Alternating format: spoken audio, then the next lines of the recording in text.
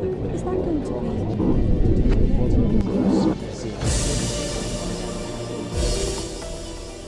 be? He was once considered a crime. Born to a black mother and a white father in 1984 under apartheid South Africa, where interracial unions were forbidden, Trevor Noah has come a long way from his humble upbringing in Johannesburg. He began his career at the age of 18, starring in a soap opera.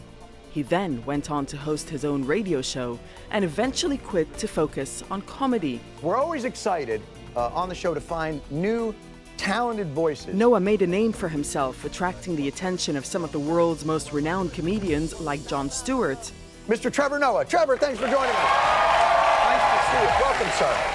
Who handpicked him to be his successor as host of The Daily Show, one of America's top political satire programs. America. But as a foreigner in Trump's America, how does Noah's voice resonate? You know, it's been so chaotic here in America, dealing with Trump's bull. And can political satire be a force for change? This week, comedian and TV host Trevor Noah talks to Al Jazeera. Trevor Noah, thanks for talking to Al Jazeera. Thank you very much for having me. Good to see you here in Doha. You're participating in the comedy festival. Yes. Nice to have you in Doha. I'm excited to be here. This is fun. You know, anywhere I can go that's new for me in the world to do stand-up comedy is exciting. But since you're coming from the States, that is where the conversation is going to shift right now. So I got to ask you about Trump, obviously, and something that you've recently said. In fact, you've said that a lot of things America is experiencing now, you feel like you've lived through. And you think there is a cause for concern. But what you lived through is apartheid, and you lived through racism, and you lived through segregation. So is that what you're referring to here? What is your biggest concern when it comes to the States? Well, I mean, if you live in a place where people use economic instability or anything that's going on to blame it on, you know, they blame it on certain groups of people, I always feel like those are the first steps to building a society that is, isolated, and more importantly, one that seeks to oppress certain groups of people. And a leader like Trump is someone who has shown, I think, even in the little time that he's been in power, that he will probably use it to his advantage. When you hear about a possible Muslim registry in the U.S., what do you think? I think it's absurd. To be in a country that is aspiring to freedom, a country that for long has preached liberty. The idea that a nation would move towards religious persecution is one that it's frightening, and it's insane to think that we are living through that time. We like to think as people we've seen the past and we've learned from what has happened, but it's actually frightening to see how quickly you can repeat the ills of the past when enough people are afraid and hungry. And those are two things that, if you combine them and use them in the right way, you can get people to commit the most heinous crimes against each other. It sounds very much like you are saying that Trump is a racist. Is that what you truly believe? You cannot deny that Donald Trump, in his actions and the way he speaks about certain groups of people, is one that is racist. But then when you say this person is racist, then immediately everyone goes, oh, well, then what about the KKK? Are they a racist? Are you saying Trump is like the KKK? It's like, no, that's not what I'm trying to say. That's never what I'm trying to say. But I understand how the conversation around racist and racism has become so blurred that now we almost have to find new terms to define what biases and what, I guess, discriminations people put on other human beings based on their race or their ethnicity or their religion. And so I think Donald Trump is one of those people. He is proud to put forth a white nationalist agenda that is becoming more and more something that a lot of Americans are excited about, but more Americans are not, which is the one beacon, the light that you got to keep aiming towards. Donald Trump has said that he's going to sort of open up the libel law so that he can sue organizations a little easier. Does that concern you? Does it make your job a little bit more difficult? Being in a space where a president or any political leader can pursue, news organizations on a whim is a scary, scary place to be in. Because again, I come from a country where censorship was a normal part of our lives.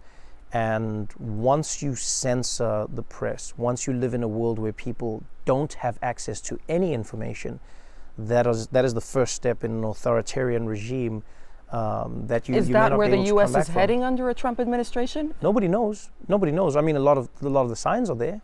You know, you see someone who is full of bluster. You see somebody who's trying to create their nation in isolation. You see someone who's trying to dismantle the media and trying to discredit the media and facts as a whole.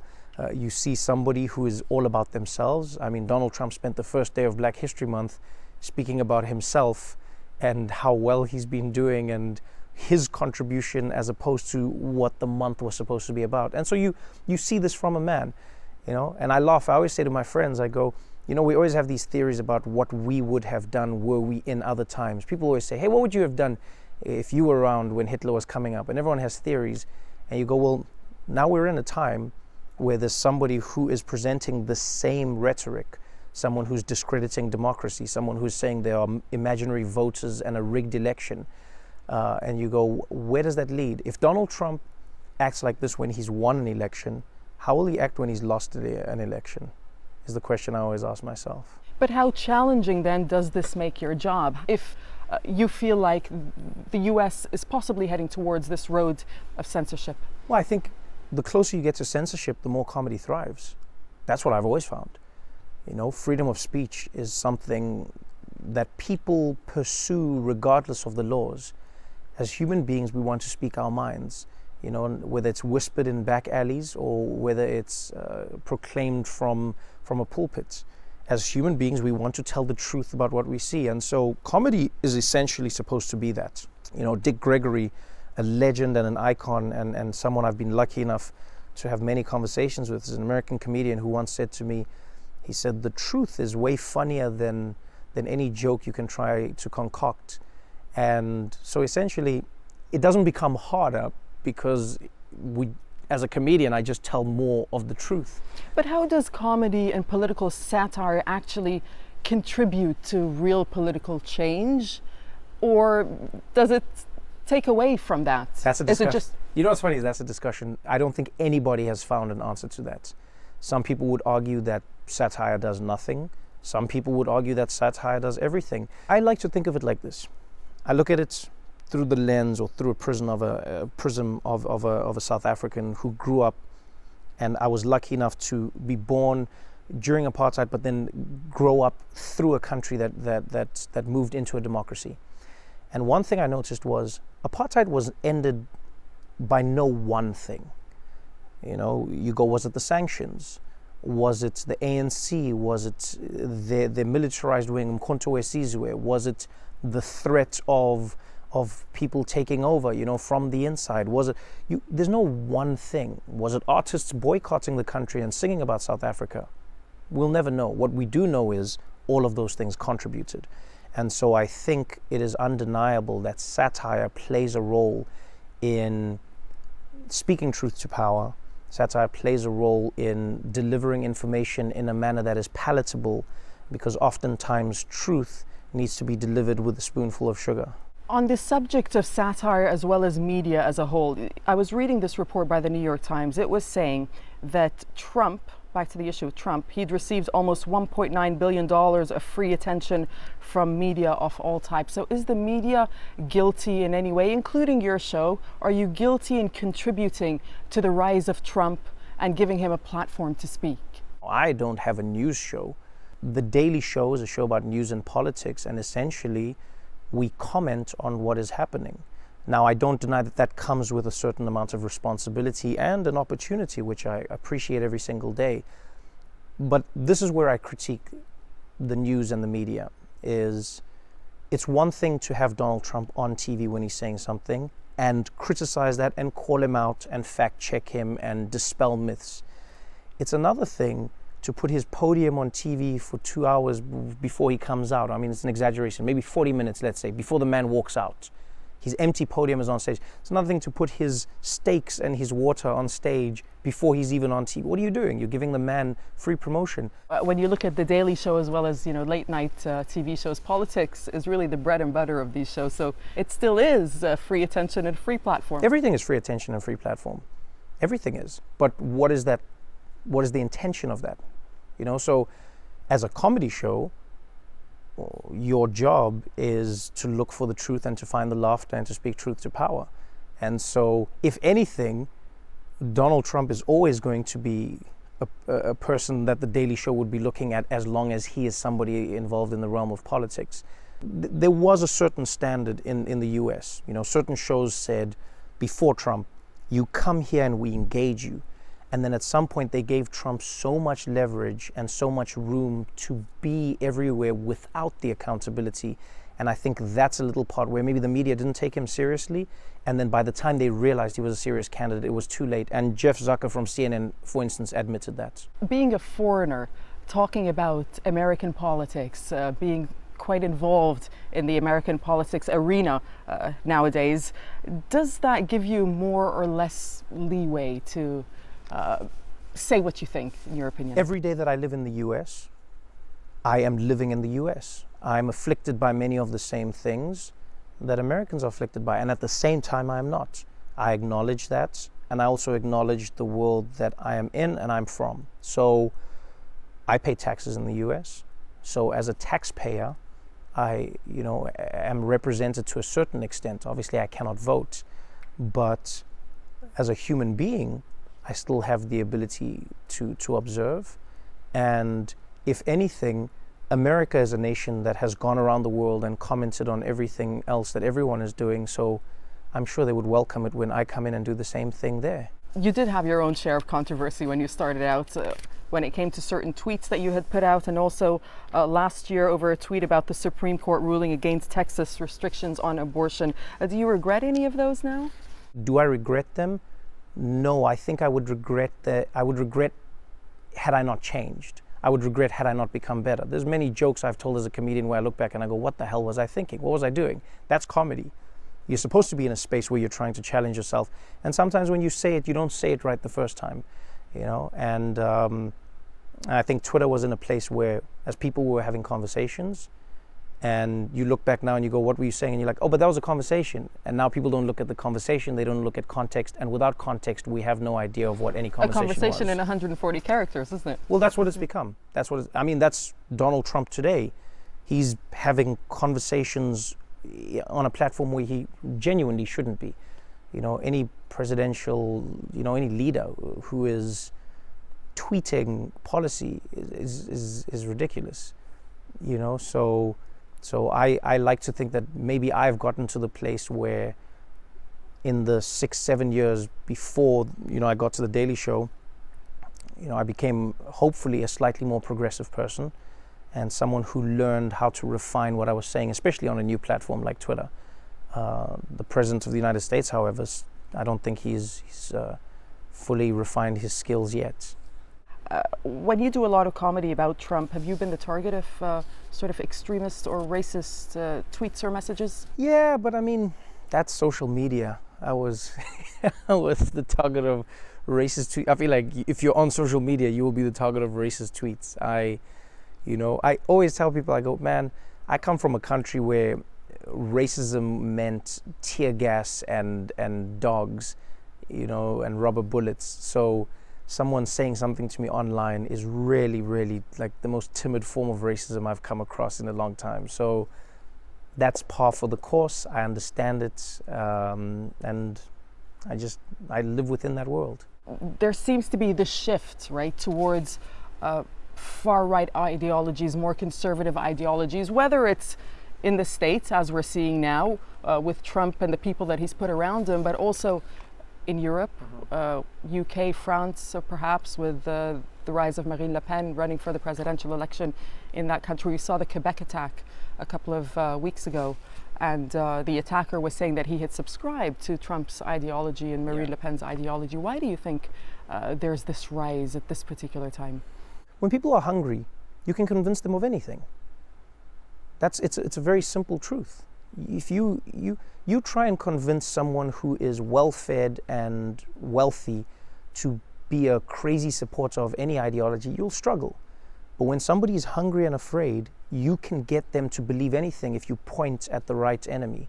So if you say that person is the cause of your problems, you can mobilize a very strong force because they feel like they have a purpose, and that purpose is to get them back to the place that they were told they belong in. Noah recounts his childhood in his book, Born a Crime. He recalls how the family would sometimes visit the park, but had to hide the fact that they were together because of the strict apartheid laws. One such time, Noah runs after his father to play, but his father runs away, fearing police would find out Noah was his son. Turning to your book for a moment, Born a Crime. So you say you're officially the product of a crime. Your mother is black, your father is white. How did that feel growing up, knowing that you were a crime? Well, I was lucky. When I was young, I didn't know that. So I think that's where my parents did a great job. They insulated me from what the government would have labeled me as, and instead focused on what they labeled me as, which was their child. So I didn't know that I was a crime. But you highlight experiences in your book. But I didn't know. You know what I mean? So even telling you the experiences, even in the book, I never speak of it as a moment of pain for myself. I did not know. I couldn't live with my father, but I did not know why. I could not walk with my mother in the streets at times, but I did not know why. The story that's struck me is that time you went to the park with both your parents. Yeah, and then I chased my dad and he ran away, but that's what dads do. You know, they run away from their kids. It's a game. So the perception of your reality is everything. That's what I believe. What we perceive is oftentimes more important than what is real. And so for me, growing up at that time, what was real was the fact that I had two parents who loved me. And then when I was older, I came to realize how many obstacles they had to get over just for us to exist as a family. Your life, however, could have really turned out very differently, considering a lot of the experiences that you went through as a child. Yes. Why do you think it didn't? I would say luck, and then my mom would say by the grace of God. You know, my mother was a force in my life who I think gave me a lot of the tools that I still use today to navigate the world that I live in. I am, however, always cognizant of the fact that there are many moments in my life where luck played a role in just shifting me, you know, from one track to another.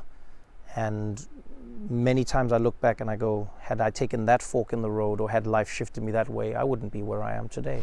Also, one thing in your book that stood out for me is you quote and mention Nelson Mandela several times, obviously a huge figure for you and a huge hero for you. And what Nelson Mandela has said is, we know too well that our freedom is incomplete without the freedom of the Palestinians. Now, many people highlight the similarities between South Africa under apartheid and the policies that Israel pursues now when it comes to the Palestinians.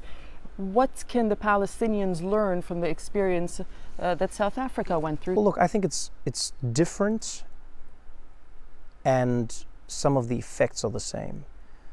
One thing I learned, and it's funny, we were having a discussion in the car on the way here, was it's such a complicated issue, and yet at some days it seems so simple. What Nelson Mandela spoke to, I completely agree with, in that the oppression of people and you know, with regards to the settlements and the expansion, and really what the US said, you know, with Kerry and at the United Nations, is that the way Israel is pursuing what they're pursuing right now is not sustainable, and it is not something that it's not an action that promotes the idea of seeking out a peaceful or peace agreement in any way, shape or form. It's difficult to say what the Palestinian people can learn from South Africans because the situation is not exactly the same. What I do know is any group of people who are oppressed can learn one thing from South Africa, and that is what Katrada said in South Africa, one of the stalwarts of the struggle. And he said, we fought because we knew we were right, and we fought because we knew we would win. And that's really all the struggle leaders did in South Africa. Do you think that Israel is pursuing an apartheid policy, considering you know what that feels like? It seems very similar, but I don't know enough about the system to confirm that. And I think one of the worst things I would ever do as a person is to come in an uninformed way. You know, so it's the same way when someone looks to South Africa and has an opinion that is based on little loose facts that they've learned, I get angry at them and I say, well, why not ask a South African for this opinion? It's the same way I'm very careful to not impose myself in any situation and say, oh, I know about this. It's the same way when I started on The Daily Show with the US. I took the time to read. When I first started on the show, people say, what's your view on this? I said, I just got here. Let me learn. Let me read.